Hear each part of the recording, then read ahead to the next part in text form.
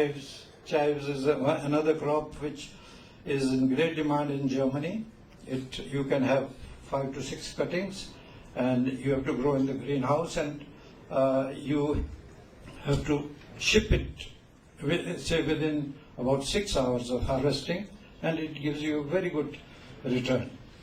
The red cabbage, these are some of the vegetables. The farmer growing his brinjals, high value flower crops. So in the flower crop in the temperate region, we have proposed rose, alstroemeria, carnation, anthurium, gypsophila, chrysanthemum, cymbidium, and proteas in the open. And in the tropical area, gerbera, chrysanthemum, lilies, dendrobiums, and solidago. Proteas this is one of the varieties, upper class, which is bred by our company, among the top selling red varieties. This is the Sphinx. This is one variety which we tested with a farmer in Kolhapur, and we in fact, am I running out of time? What I got is specific note we can answer. Okay. Thank you. Sorry about that. Yeah. If it is available here, any doubts you can give. Yeah. We can just give me 2-3 minutes. This is one variety which we have dedicated to the farmer. We named it as Shrivardhan itself in Kolhapur, alstroemeria, chrysanthemum.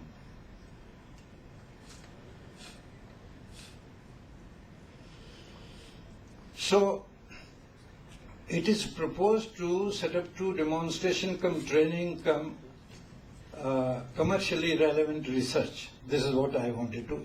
So in these 2 places, in the temperate region and the tropical region, we have a large integrated project which will demonstrate on the ground. See, for the farmer, it is important that he believes only whatever he says.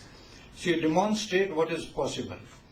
And then we train him there, farmer as well as students as well as the faculty. This is what we are doing at Mahatma Phule Krishi Vidyapit. We are training the faculty, the student, and the farmer. And the commercially relevant research. That means we cannot, this farmer, what you have seen, Mr. Paul Roy, he is doing on his own. So somewhere he collected the varieties.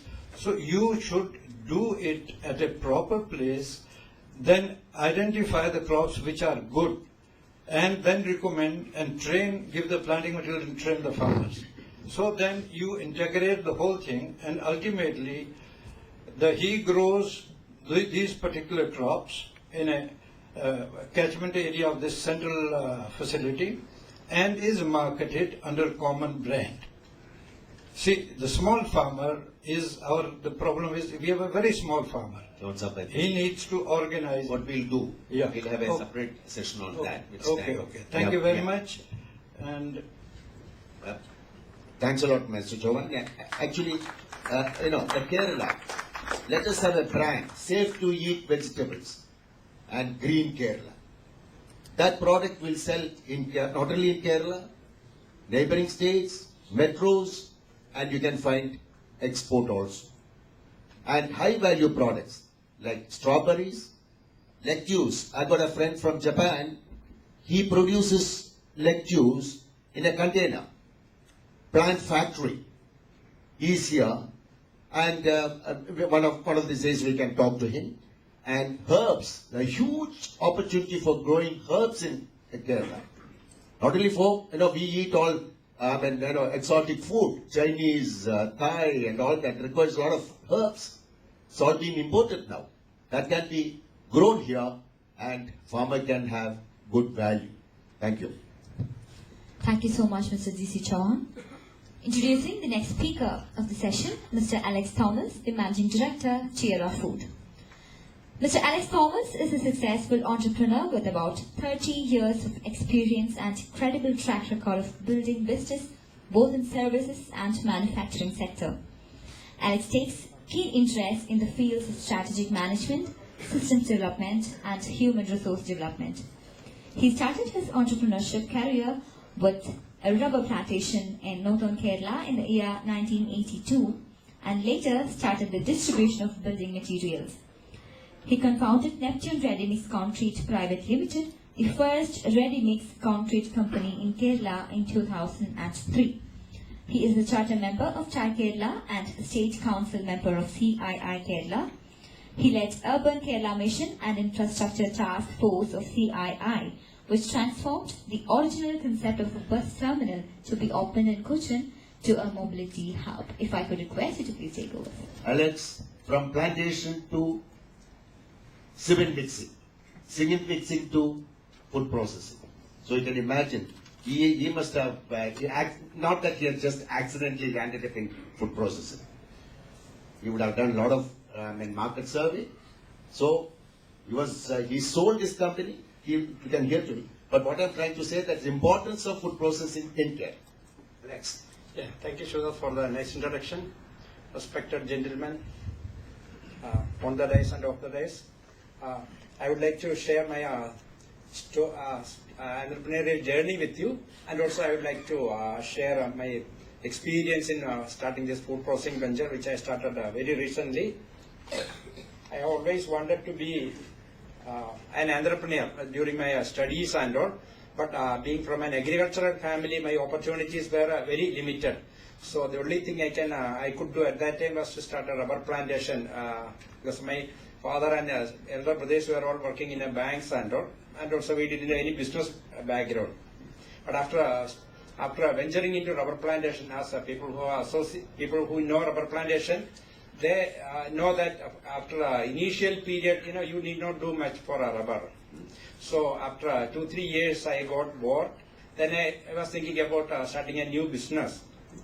Actually, I did some studies, and also, so we didn't have much of a capital also, and my family was, I would say, was not generally supportive. So I had to find a business which was comparatively risk-free, and I landed up in this building materials. Anyway, say we could do reasonably well in this building materials, and we have grown our business. I started out from a town called Palai, so we have expanded to Kottayam, Ernakulam and all.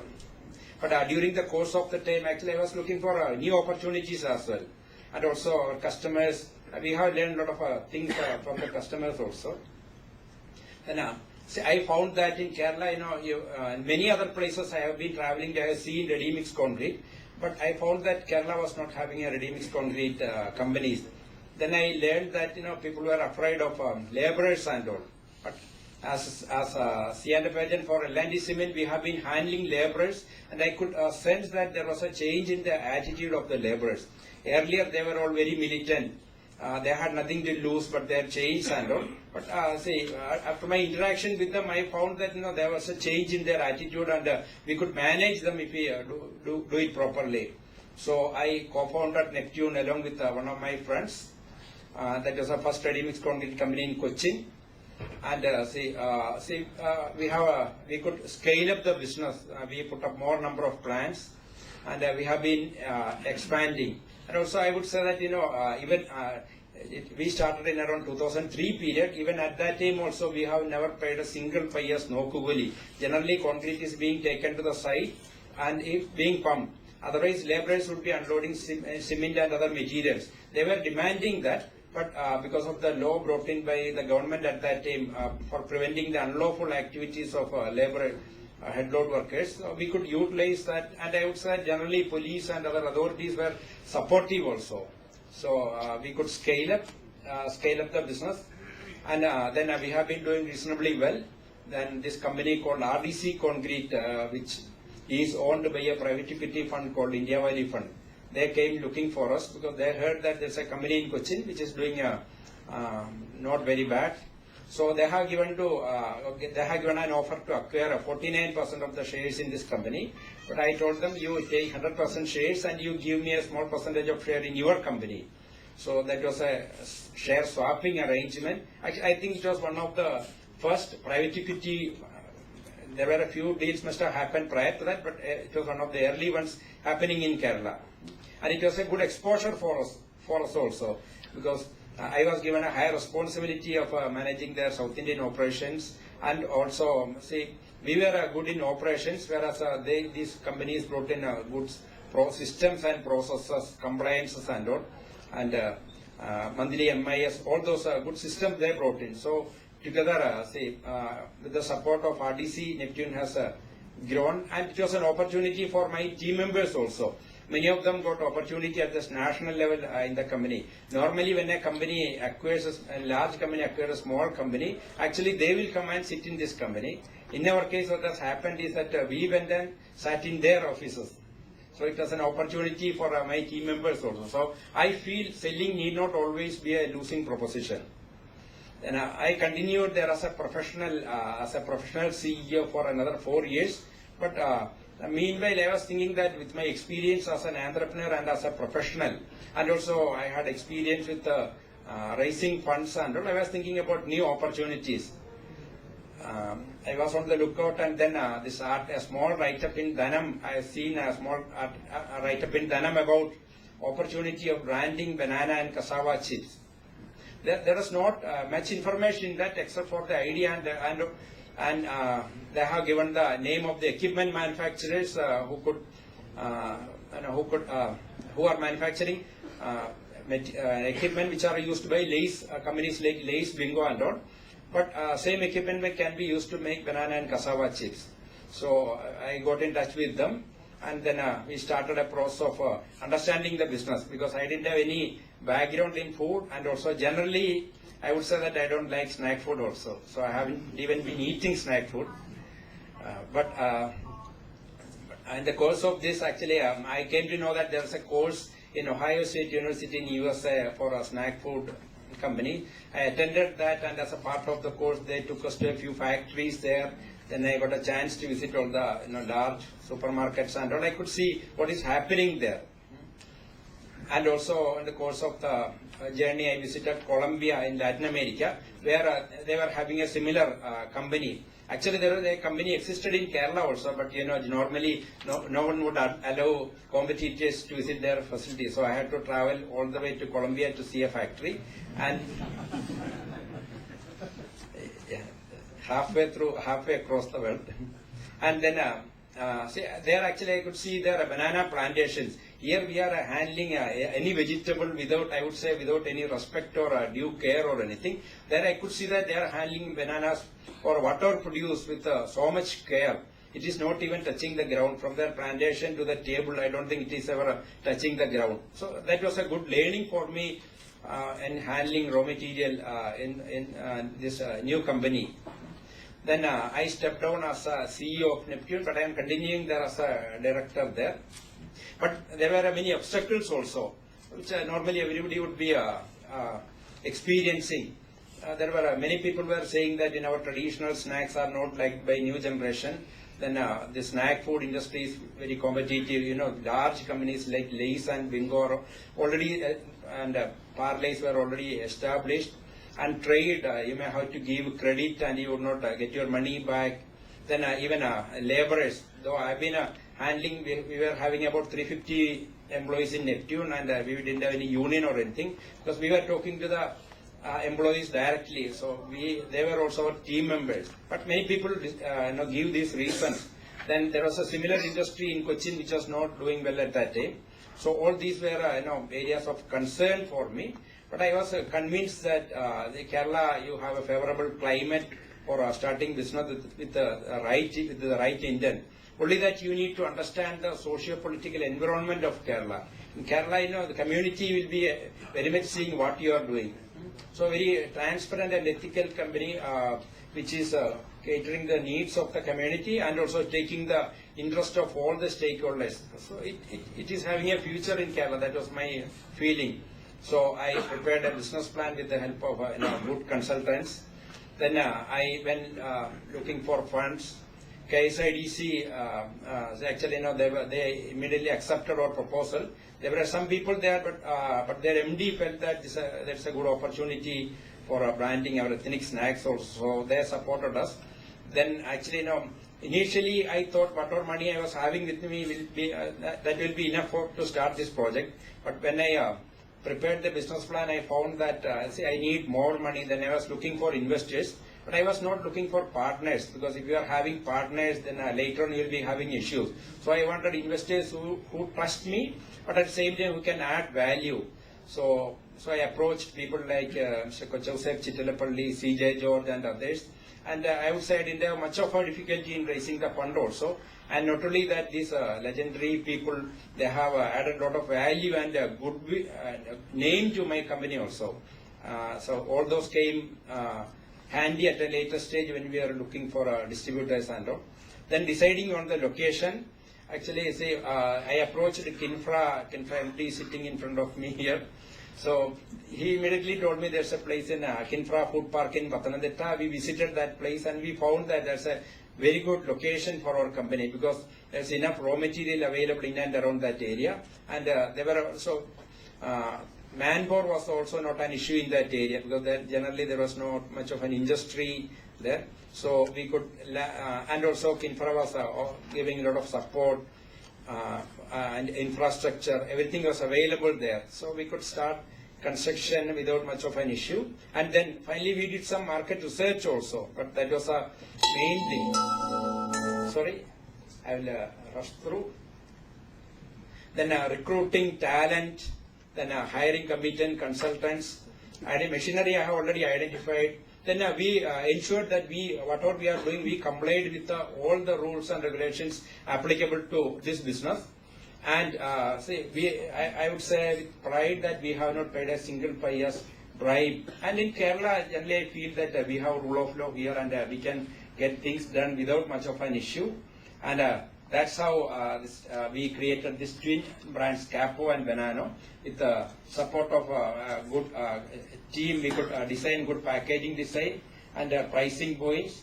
Then we did consumer sampling, and we ensured that our traditional snack is made more contemporary and relevant to the consumers. That's how this brand was born.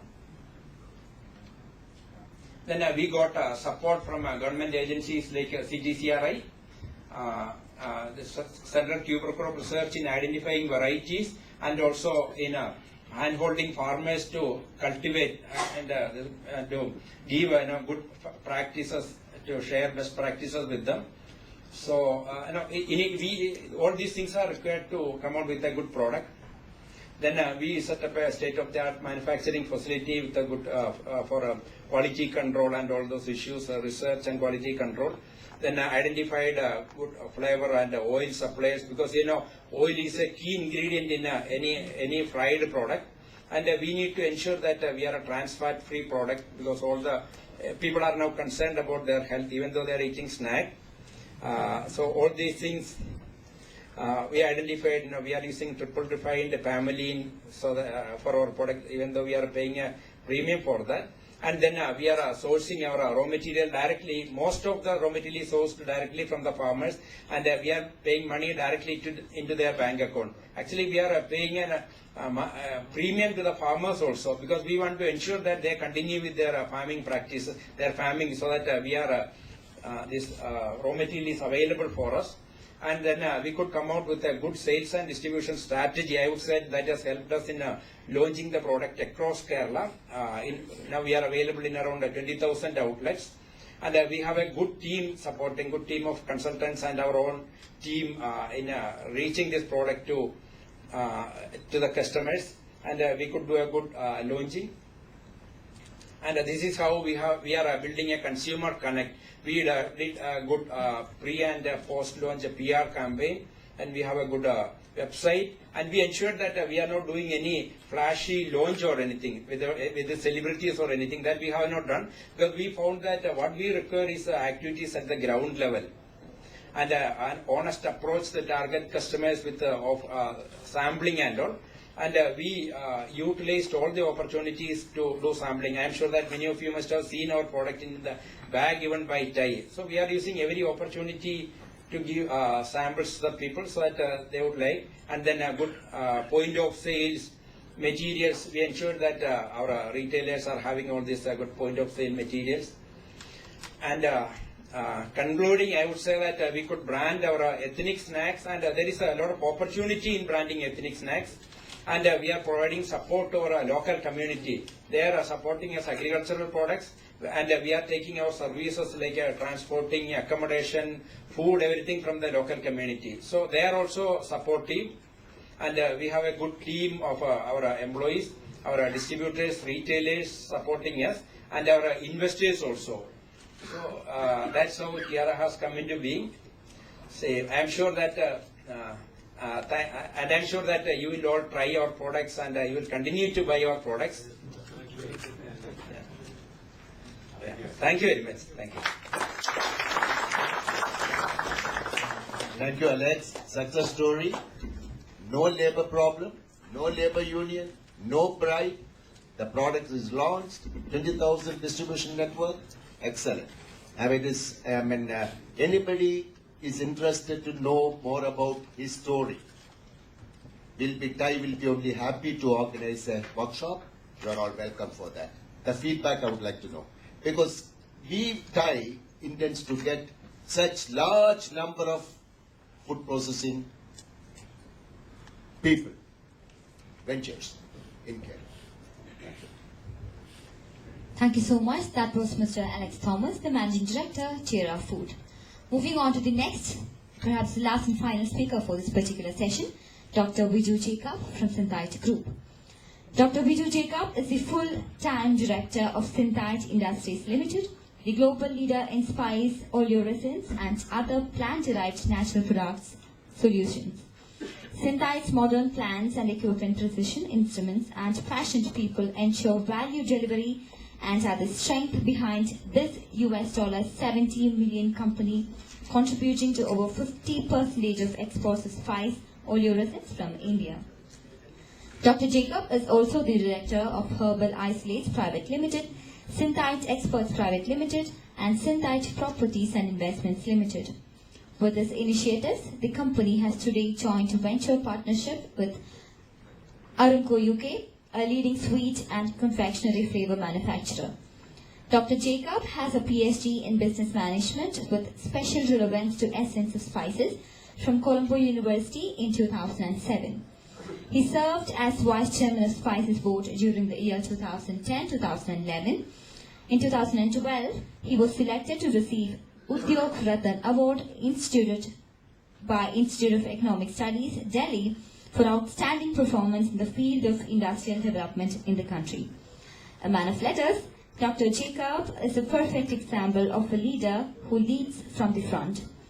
His commitment towards work in society, hard work and dedication has earned him rich rewards. If I could request you to please take over, sir. Thank you. Rakesh Kakar, Shivas Menon, GC Chauhan, Alex Thomas, and ladies and gentlemen.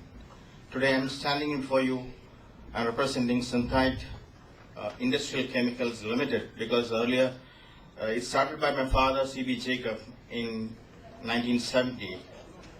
It happened that he went for a Expo 70 show in Japan. That inspired, there was a show, there was a booth where they were talking about spice oils and oleoresins. From there, we took up this project, and in 1972, we made one product that is black pepper oleoresin, and we had a strength of 13 employees at that time.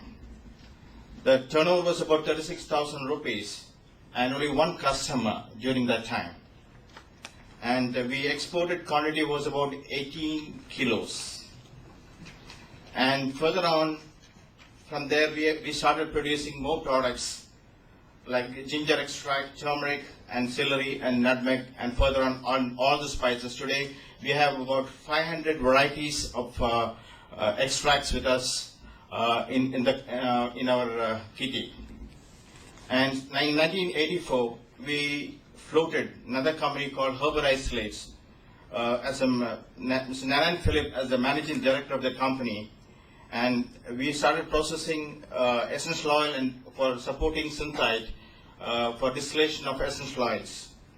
And Herbal Isolates started its processing of dehydrated green pepper and pepper in brine. In 1986, we started a fragrance unit in Coimbatore, where we started extracting flowers for the perfumery industry with a tie-up with a French company. In 1990, we started a biotechnology division exporting hormonal plants and insectivorous plants, but that was a failure. After some time, we had to close it down. And we had an in-house laboratory and recognized by the Department of Science and Technology, Government of India. That was in 1991. In 1992, we acquired a factory in Calicut, the name Sishmac, which was purposefully for extracting herbal spices like oregano, sage, and thyme. Sindai became the first Indian company in the food sector to obtain ISO 9002 certified by BSI UK. Then Sindai enters into the realty business, enters into hospitality business, established Rivera Suites. And in 1999, development of seasonings and nutraceutical products. In 2000, Sindai Exports Limited was established for trading processed foods and fruit pulps. In 2001, started a new division at Bangalore for processing chili extractions. In 2003, we started a wind power division at Udumalpet, Tamil Nadu, to support the Coimbatore factory for the shortage of power. And we made additional wind power generation units at Attapadi and Karnataka. And in 2005, we upgraded our technology into carbon dioxide extraction, it's supercritical extraction for spices, so that we don't need to use any solvents. This is a new generation technology which has been adopted in extraction. 2006 established a Spice Park where we have spice ingredients division. Also joint ventures are located there. Entered into a joint venture with Omega Flavors, technology for making seasoning products for the products which Mr. Alex is making. And Aramco Flavors, United Kingdom, where we make, that was also another joint venture. We made liquid flavors for ice creams and confectioneries. And 2008, we started CVJ Foundation as a CSR initiative for philanthropic activities. Obtained ISO 22000 in 2005. For chili powdering, we started a production plant in Khammam in Andhra. Sindai Industrial Chemicals Limited, rechristened as Sindai Industries Limited. That's because earlier the chemicals came in because my father wanted to start this business as a fine chemicals. That's the reason why earlier it was Sindai Industrial Chemicals Limited, and all our customers was thinking that you're producing natural product, but you're giving your name is Sindai Industrial Chemicals, so they thought that it was chemicals that we are producing. So we need to readdress that, and that's why we did Sindai Industries Limited. And now then we established Ramana Resorts, the 5-star hotel boutique in Cochin and Kumbalam. And we had 2009 we successfully implemented SAP the software. What's Sindai today? Our turnover last year was 850 crores, and this year we are confident of doing a tune of 1,200 crores. We control about 40% of olivers export from India. Sindai is today's world largest olivers supplier, contributing 35% of the total sales of olivers globally. Our core values. Sindai management believes that its success lies in the strong ethics and values it happens in practicing from the beginning. Fairness, innovation, HR practices what we have. Sindai has implemented many employer welfare schemes such as employee insurance, industry loans to own houses, scholarships, education loans to children of employees, etc. Also, companies' HR wing supports through Sindai Center of Learning and Development and employees to advance in career with value-added training. Current employee strength is 1,400 employees we have. And recently, by November, we'll be opening up a factory in China, and 2013, we are opening up a factory in Sri Lanka. The couple of reasons why we are opening up these factories there is because we are no more a competitive country when you look at those countries which are China and Sri Lanka. Just because of the pricing, because there's a commodity market here in spices. I do address this because the spices, the prices are going up drastically because of the commodity market, rather than nothing is been given to the farmers. It should be given to the farmers rather than it's going to the traders and the commodity people.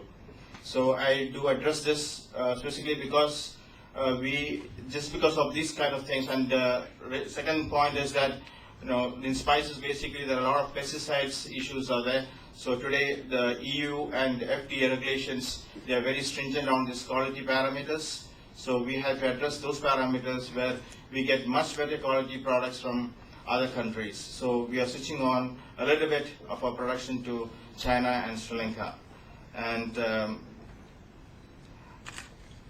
these are the challenges we're going to take, and thank you for your time. Thank you, Viju. This one of the very successful companies of Kerala. Very silently, they've been working all these years and very successful. It's known world over. And Viju is